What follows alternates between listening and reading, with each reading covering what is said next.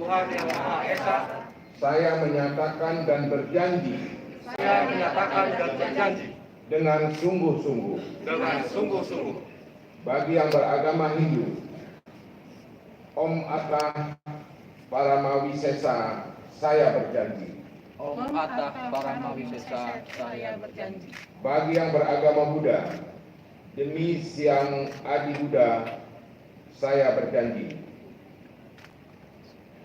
bahwa saya akan setia dan taat kepada Undang-Undang Dasar Negara Republik Indonesia tahun 1945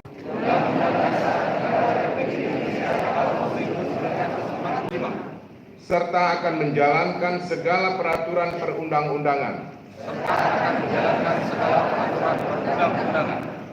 dengan seluruh-seluruhnya demi Dhamma Bakti saya kepada bangsa dan negara, bahwa saya dalam menjalankan tugas jabatan akan menjunjung tinggi etika jabatan, bekerja dengan sebaik-baiknya dan dengan penuh rasa tanggung jawab, bahwa saya akan menjaga integritas, tidak menyalahgunakan wewenang, serta menghindarkan diri dari perbuatan tercela.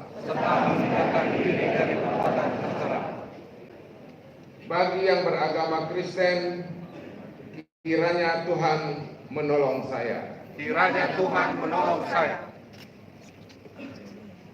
Kepada rohaniawan dipersilakan kembali ke tempat semula.